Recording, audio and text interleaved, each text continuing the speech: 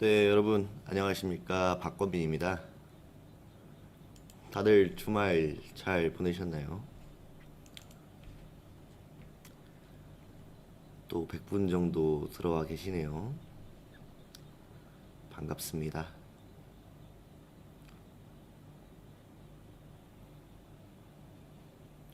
식사들은 하셨어요? 네, 하늘보리님 반갑습니다. 매일 들어오시는 것 같네요. 네, 열심히님 반갑습니다. 네, 성태형님 주말 잘 보냈습니다. 성태형님도 주말 잘 보내셨나요? 네, 김수영님 반갑습니다. 네, 박지훈님 안녕하세요. 박교수님 반갑습니다. 네, 그러게요, 닭연님 월요일이네요. 네, 박태훈님 반갑습니다. 강남 큰손님도 반갑습니다. 네, 박지훈님 아침 식사 했습니다. 다들 식사하셨나요? 네, 박영태님 반갑습니다. 아시아나님 오늘도 좋은 하루입니다. 네, 감사합니다.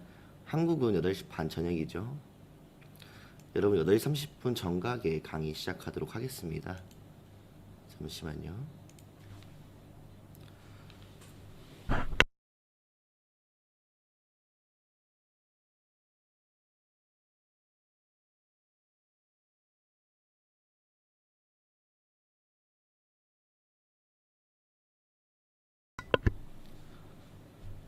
주말에 많이 심심하셨나요?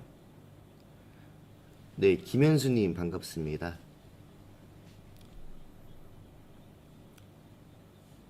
네, 오창수님 반갑습니다. 네, 오늘 맞습니다.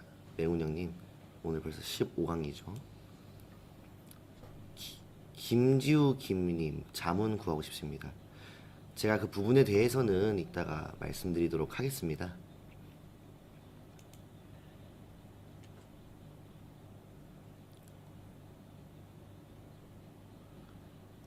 잠시만요.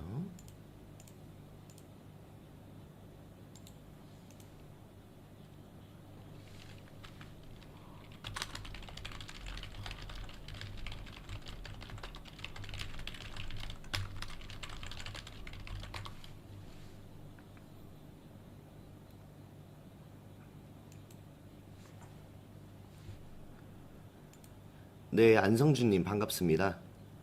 아, 김사랑님 쇼핑하고 오셨어요?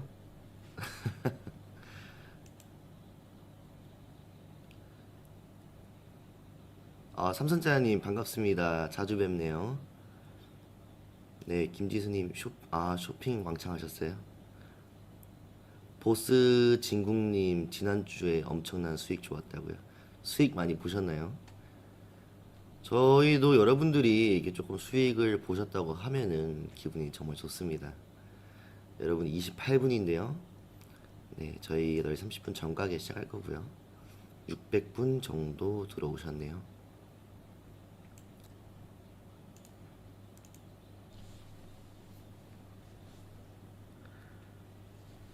아, 강남 큰손님은 서울에 사시는 게 아닌가요? 아, 서울에 집을 한 채 더 하신다고요?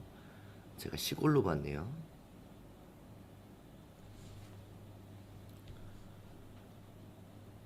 네, 김지수님 머리 잘랐습니다. 티가 나나요?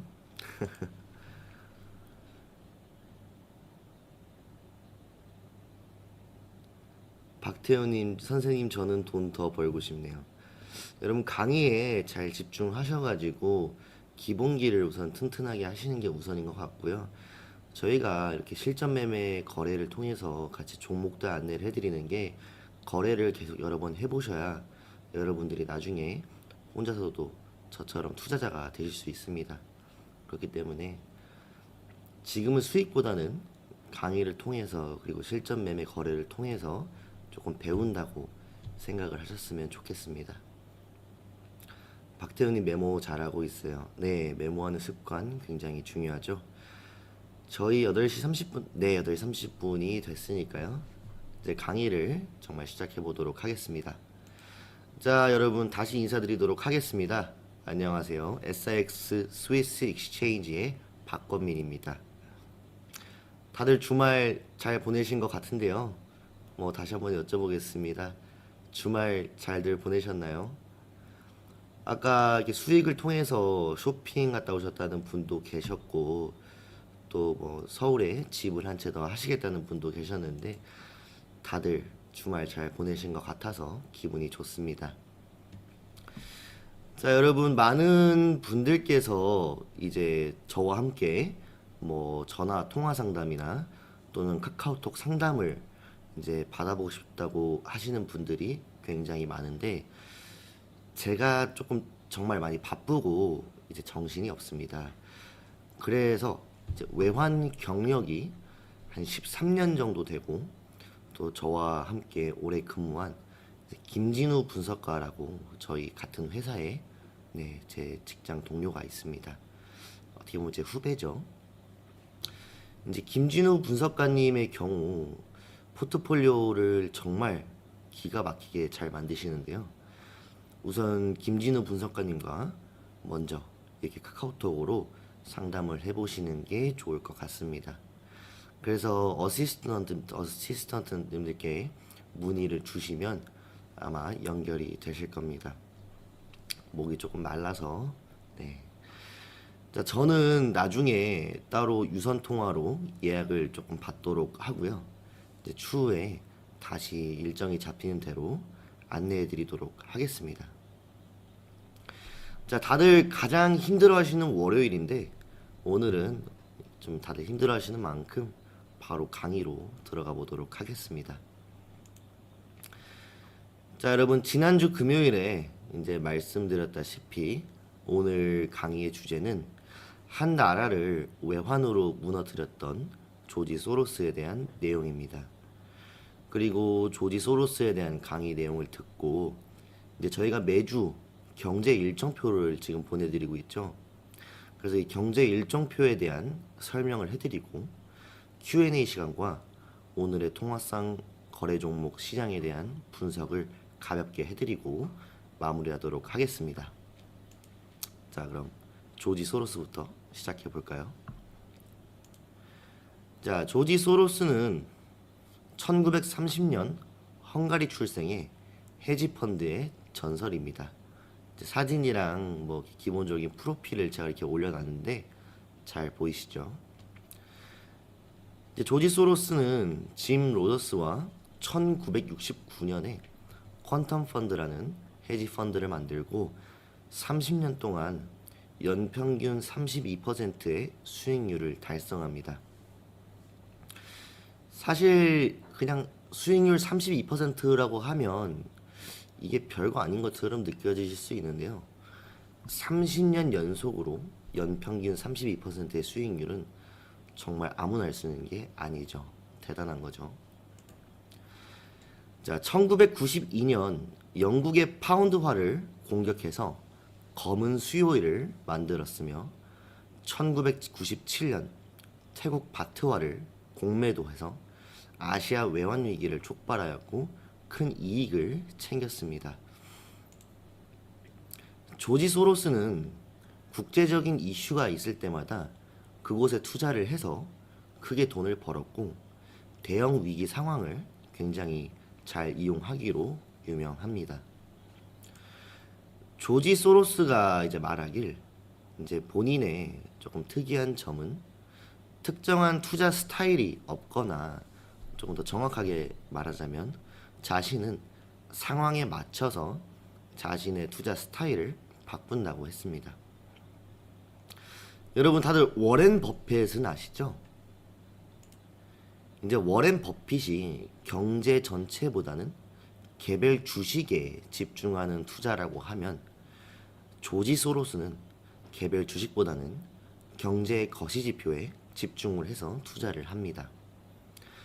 그럼 조지 소로스가 어떻게 영국의 검은 수요일을 만들었는지 한번 살펴보도록 하겠습니다.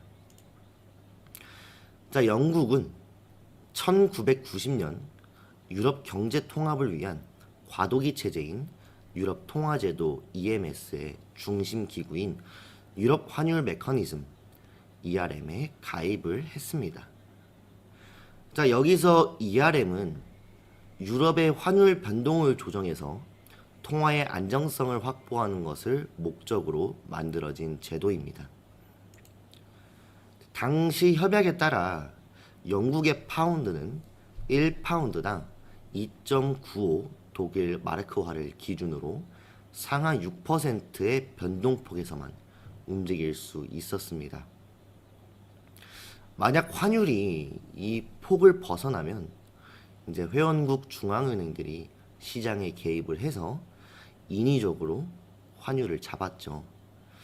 그런데 사실상 이제 고정 환율인 이 제도가 이 메커니즘에 금이 가기 시작했습니다. 1990년에 통일을 달성한 독일은 나후한 동독 경제를 단기간 안에 끌어올릴 필요가 있었죠. 이거를 저희가 준비를 하면서 나중에 남북한이 통일이 된다면 아마 대한민국도 똑같은 상황을 겪지 않을까 뭐 그런 생각들을 했었는데요.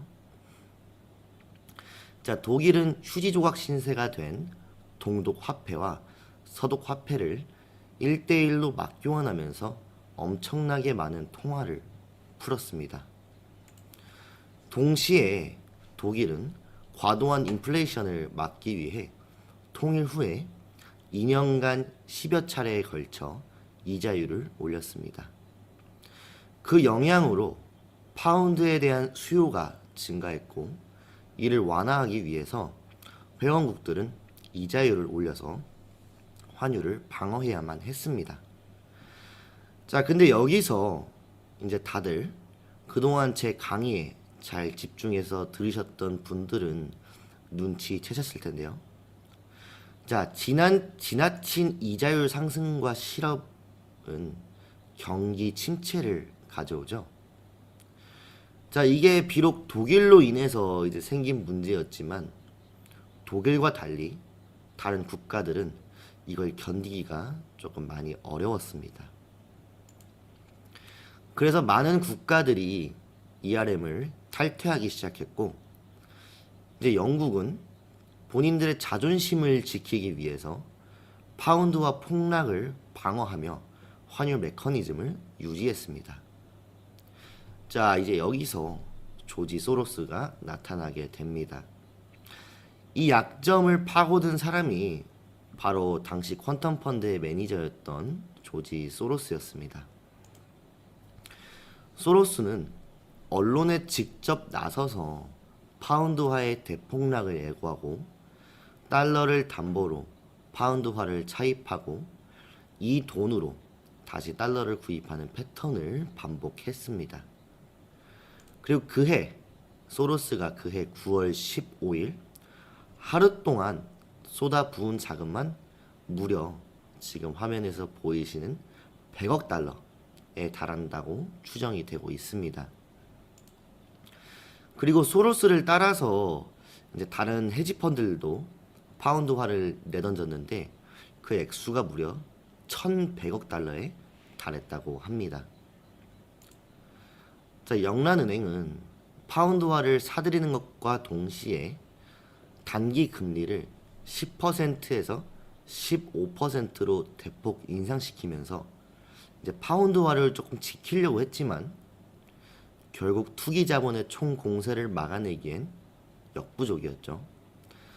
그래서 영란은행은 280억 달러의 외환을 투입을 해서 파운드를 방어를 했지만 결국 33억 파운드에 달하는 손실을 보게 되었고 헤지펀드의 공격을 받은 다음 날 이제 9월 16일 수요일이죠. 9월 16일에 영국도 유럽 환율 메커니즘 ERM 탈퇴를 공식 선언하게 됩니다. 지금도 영국은 이제 유로존에 가입하고 있지 않죠. 네. 이게 바로 영국이 현재까지도 유로존에 가입하지 않고 있는 이유가 바로 이 검은 수요일의 충격이 그만큼 컸기 때문입니다. 자, 조지 소로스는 이 환투기로 불과 2주 만에 10억 달러를 벌어들였는데 이제 이게 역사상 최단 시간 안에 가장 많은 수익을 올린 펀드 매니저의 기록입니다. 어마어마하죠. 네. 그리고 이제 그런 기록과 함께 영국의 The Times는 파운드화 폭락으로 10억 달러를 번 사나이로 조지 소로스를 지목했고, 소로스는 하루 만에 영란은행을 굴복시킨 환투기꾼이라는 악명도 함께 얻게 되죠. 그래도 그런 악명을 얻게 되더라도 10억 달러를 버는 게 훨씬 좋을 것 같죠. 자, 1990년대 초에 영국과 이탈리아 그리고 스페인의 외환 위기를 잘 설명해주는 경제 이론이 있습니다. 이게 이제 지금 화면에 보이시는 모리스 옵스펠트라는 모형인데요. 이 이론에 의하면 정부가 고용과 물가 안정이라는 두 가지 목표를 추구하는 경우 결국 적정 환율을 유지하기 위해 고정 환율을 채택하게 된다라는 것인데요. 이때 고정 환율이 유지하기 위해 이익보다 정부가 치르는 대가가 커지면 결국 정책을 포기하게 되는 거죠. 그리고 여기서 이제 화면에 보이시다시피 정부의 포기 시점을 예측한 국제 투기 자본이 집중적으로 환투기를 벌이면서 외환 위기가 발생한다라고 적혀 있죠. 자, 만약 이런 경우가 생긴다면 여러분들은 오늘 강의를 통해 모두 환투기로 부자가 되시길 저는 정말 진심으로 바랍니다. 이제 예전에 제가 다른 강의에서 이제 환율에 대한 주제로 강의를 할 때 변동 환율제와 고정 환율제를 주제로 한번 했었죠. 여러분도 다들 기억하시죠? 자, 고정 환율 제도의 이제 이와 같은 폐해를 방지하기 위해 대부분 오늘날의 국가들은 변동 환율 제도를 채택하고 있습니다. 하지만 변동 환율 제도 역시 경기 주체들에게 환율 리스크 관리라는 또 다른 숙제를 만들어내죠.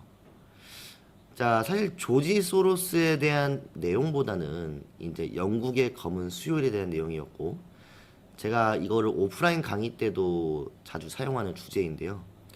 이제 이어서 환율에 대한 내용이 나오는데, 저희는 지난번에 환율에 대한 강의를 진행했기 때문에 오늘 강의는 조지 소로스에 대한 강의는 여기서 짧게 마무리하도록 하고요.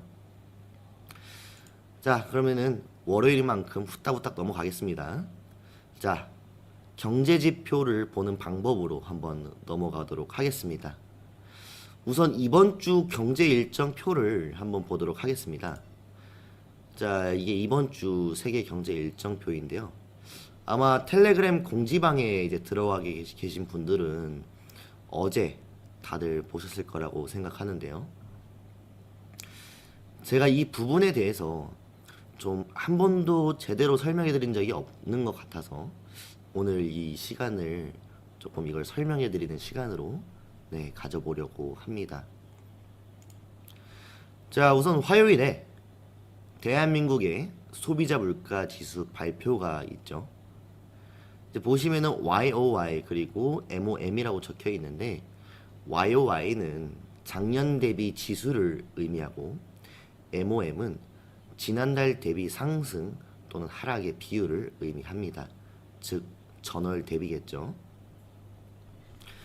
그리고 소비자 물가 지수는 이제 제가 지난 강의 때 CPI라고 말씀드리면서 알려드렸었죠. 지금 이 경제 일정표에 있는 내용들은 사실 이제 한 주간 가장 중요한 경제 일정표들만 모아놓은 것으로 이제 세계 경제와 외환 시장에 영향이 굉장히 많이 미치는 발표들입니다. 수요일 날에는 캐나다의 금리 결정이 예정되어 있고요. 저희는 캐나다의 금리 결정 정보를 이제 어느 정도 여러분들보다는 조금 빨리 알 수 있기 때문에 수요일 날에는 캐나다 달러와 관련된 통화상 거래를 진행할 예정입니다. 그리고 수요일 날 또 미국의 노동부 구인 이직 보고서 발표가 예정되어 있죠. 네, 이거는 말 그대로 몇 명이 새로운 직장을 구했고 다른 회사로 이직을 했는지 알려주는 지표로서 미국의 고용시장 상황을 알 수 있습니다. 그리고 고용시장은 굉장히 중요하죠. 그 나라의 경제 전반을 파악할 수 있기 때문입니다. 자, 5일 목요일 날에는 또 대한민국으로 이제 시작을 하는데요. 네, GDP 발표가 있습니다. 제가 아까 YOY와 이제 MOM은 설명드렸고, 이제 QOQ인데요. 이 QOQ는 분기별 대비입니다. 그래서 1Q, 2Q, 3Q, 4Q로 이렇게 나뉘면서 3개월마다의 발표이고 1분기의 경우 이제 화면에 제가 조금 풀어서 다 적어놨는데요. 1분기의 경우 1월 1일부터 3월 31일까지의 데이터를 4월 말에서 5월 초에 발표를 하고 2분기는 4월 1일부터 6월 30일까지의 데이터 그리고 7월 말에서 8월 초에 발표합니다. 지금 이제 9월 초죠. 그래서 이번에 이제 발표한 게 EQ 발표인 거고요. 3분기는 7월 1일부터 9월 30일까지의 데이터를 의미하고 10월 말에서 11월 초. 마지막으로 4분기는 10월 1일부터 12월 31일까지의 데이터를 그 다음 해 1월 말에서 2월 초에 발표하게 됩니다. 자, 그리고 이어서 이제 미국의 ADP 비농업 부분 고용 변화 발표가 또 예정되어 있는데요. 이제 ADP는 Automatic Data Processing의 약자이며 이 회사는 주로 급여 처리 및 인적 자원 관리 서비스를 제공하는 글로벌 기업입니다. 이 ADP가 미국의 민간 부문 비농업 일자리에 대한 고용 변화를 월별로 분석해서 발표하는 자료고요. 일반적으로 매월 첫 번째 주 수요일 날 발표가 됩니다. 다만 이번 발표는 이제 오늘 월요일 날 미국이 노동절로 인해서 휴장이거든요. 그래서 미국의 휴장으로 인해서 하루 밀려서 목요일 발표로 잡힌 것 같습니다. 이어서 신규 실업수당 청구 건수인데요. 현재 미국 고용시장에서 실업자를 파악할 수 있는 지표고요. 실업자에서 전체 인구를 빼면 현재 몇 명이 실업 중이고 몇 명이 근로를 하고 있는지 알 수 있고 또 이를 통해서 미국의 경제 상황 전반을 조금 파악할 수 있겠죠. 그래서 실업수당 청구 건수 또한 굉장히 중요한 자료가 됩니다. 이어서 서비스 구매관리자 지수인데요. 이제 영어로는 Services Purchasing Managed Index로 짧게 PMI라고 부르고요. 이제 PMI라고 하니까 조금 다들 들어보신 것 같죠? 이 PMI는 서비스 분야의 경제 활동을 측정하는 중요한 경제 지표로 기업의 구매 관리자들의 자사의 신규 주문, 고용, 재고, 공급자 배송 속도 등 여러 가지 경제 활동에 대한 설문에 응답한 결과를 기반으로 산출이 됩니다. 그래서 보통 이제 투자자나 기업, 정책 결정자들이 경제 활동 수준을 파악하고 향후 경기 변동을 예측하는데 중요한 자료로도 활용이 됩니다. 그리고 그 밑에 이제 ISM 비제조업 구매 지수가 있는데요.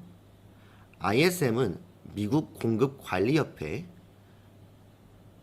Institute for Supply Management로 이제 ISM에서 미국의 서비스업과 같은 비제조업 분야의 경제 활동을 측정하는 중요한 지표입니다. 오늘 조금 어렵나요? 네, 김지수님 조금 어렵다고 하시네요. 그래도 중요하니까요. 잘 들어주셔야 됩니다.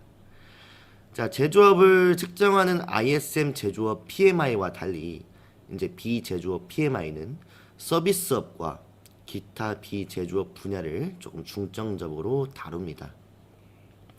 미국 경제에서는 이 서비스업이 굉장히 큰 비중을 또 차지하기 때문에 종종 경제 전반에 대한 선행 지표로 활용이 됩니다. 그리고 금요일에 이제 원유 재고가 있는데 이거는 다들 아실 테니까 저희가 넘어가도록 하고요. 자, 여러분 대한민국도 시급이라는 게 결정이 되죠. 이제 이처럼 다른 전 세계 국가들도 법적 최저 시급이 존재하는데 간혹 가다가 미국 평균 시간당 임금 발표를 최저 시급 발표로 혼동하시는 분들이 많으시더라고요. 자, 미국 평균 시간당 임금 MOM은 이제 미국에서 시간당 지급되는 평균 임금의 월간 변화를 나타내는 경제 지표입니다. 즉, 미국에서 근무하는 모든 근로자들의 시간당 평균으로 받는 임금을 기준으로 주로 비농업 부분의 임금을 기준으로 하고요.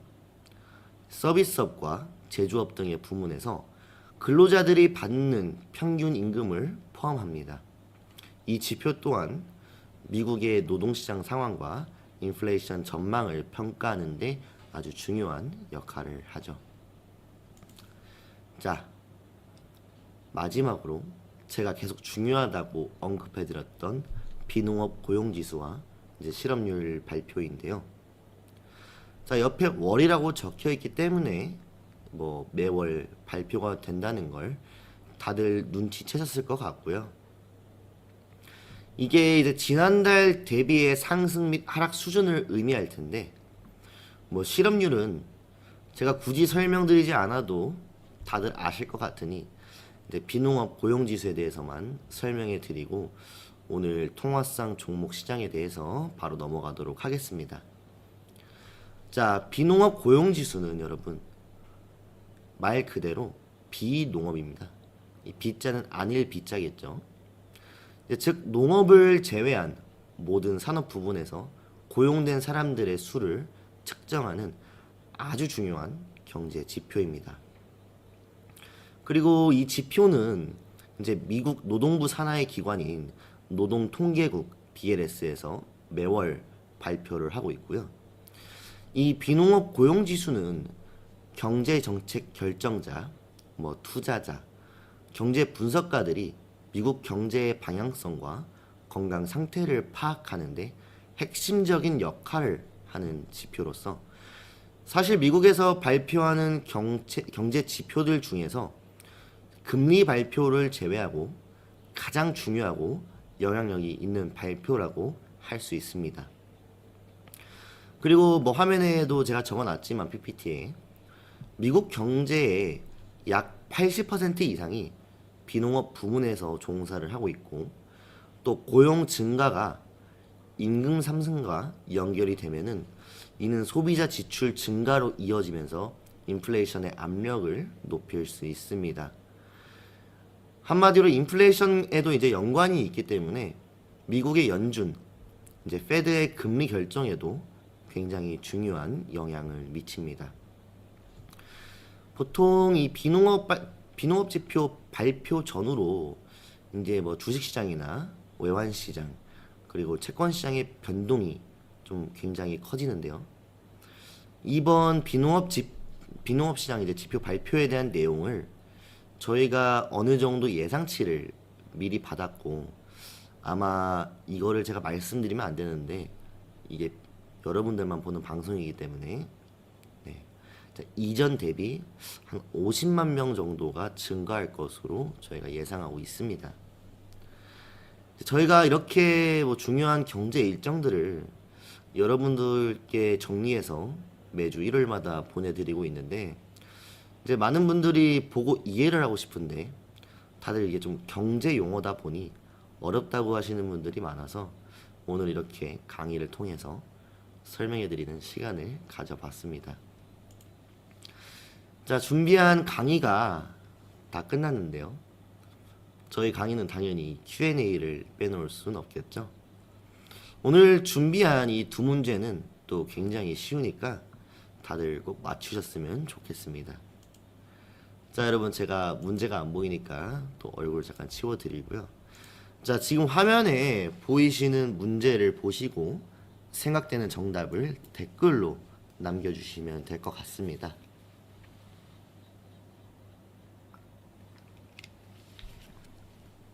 네, 박 교수님 4번이요. 강남큰손님 4번. 오늘 뭐 대동단결인가요? 다들 4번이라고 하시네요. 어떤 분 아까 1번이라고 하셨는데요. 양동성님 1번이요. 김사랑님은 5번이요. 그래도 비교적 대부분 다 4번이라고 해주시는 것 같은데요. 네. 자, 정답은 우선 4번입니다. 이게 굉장히 쉬운 문제였는데요, 여러분. 이거를 조금 틀리신 분들은 조금 반성하셔야 될 것 같습니다. 오늘 강의를 제가 이제 조지 소로스 이 첫 주제에서 영국의 검은 수요일에 대한 강의를 진행을 해드렸는데 뭐 그래도 비교적 다들 잘 맞춰주셨습니다. 자, 그럼 이어서 네, 두 번째 문제도 보여드리도록 하겠습니다. 자, 마찬가지로 화면을 보시고 생각되는 정답을 댓글로 남겨주시기 바랍니다. 자, 틀리신 분들은 조금 제가 실망이 드네요. 김태환님 까먹으셨나요? 자, 여러분 지금 화면에 보이는 문제도 네, 댓글로 써주시면 될 것 같습니다. 김현수님 4번, 박용기님도 4번이요. 네, 성태형님, 김범수님, 양동선님도 4번이라고 하셨고요. 이번에도 대동 단결인데요. 네, 같이 한번 보도록 하겠습니다. 네, 정답은 네, 아까 첫 문제와 마찬가지로 4번이고요. 자, 4번 빼고 뭐 1번, 2번 그리고 3번은 다 맞는 말이니까 저희가 4번만 왜 틀렸는지 한번 보도록 하겠습니다. 자, 아까 제가 미국 평균당 임금 발표는 시급이 아니라 미국에서 근무하는 모든 근로자들의 시간당 평균을 받는 임금의 기준으로 주로 비농업 부문의 임금을 기준으로 하고 서비스업과 제조업 등의 부문에서 근로자들이 받는 평균 임금을 포함한다고 이렇게 말씀드렸었죠. 그래도 오늘 두 문제 생각보다 어려운 문제들은 아니었는데 대부분 다 너무 잘 맞춰주신 것 같습니다. 자, 오늘 Q&A는 네, 이제 여기까지고요. 이제 지루한 경제 이야기도 그만하고 이제 여러분들이 좋아하시는 오늘의 종목을 같이 한번 살펴보도록 하겠습니다. 오늘 거래 종목은 호주 달러 AUD와 일본의 엔화 JPY의 통화상 거래인데요. 뭐 아시는 분들은 아시겠지만 오늘 일본과 호주가 모두 여러 가지의 각종 발표들이 있었습니다. 그래서 그 발표들부터 제가 한번 보여드리도록 하겠습니다. 자, 우선 일본은 오늘 자본지출 EQ 발표가 있었고요. 제조 구매자 관리지수 발표가 있었습니다. 우선 자본지출의 경우 이제 기업 자본 투자 총액의 변동을 측정하는 지표인데요. 기업 경기 및 경제의 건실함에 대한 선행 지표라고 생각하시면 됩니다. 실제 수치가 예상치보다 높을 경우 엔화 가치 및 전망이 긍정적이라는 뜻이고 또 반대로 낮을 경우 부정적임을 의미를 하는데 이전 대비 0.6% 상승하긴 했지만 예측했던 것보다 무려 2.2%나 낮게 나온 것을 보실 수 있습니다. 한마디로 일본 엔화의 가치가 이제 실제로 사람들이 예측했을 때보다 하락할 가능성이 높다는 뜻이기도 합니다. 그리고 제조업 관리자 지수, 이 PMI죠. 이것도 제가 강의를 통해서 말씀드렸었는데 이것도 마찬가지로 높을수록 긍정적인 것을 의미하고 예측과 이전 대비 약간의 상승한 모습을 보실 수 있습니다. 자, 그럼 이어서 호주도 한번 보도록 하겠습니다. 이제 호주의 경우 오늘 한 10가지 정도의 발표들이 있었거든요.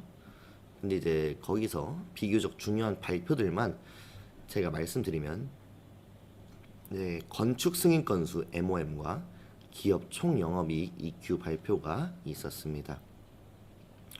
이것도 마찬가지로 이제 오늘 발표된 결과들인데요.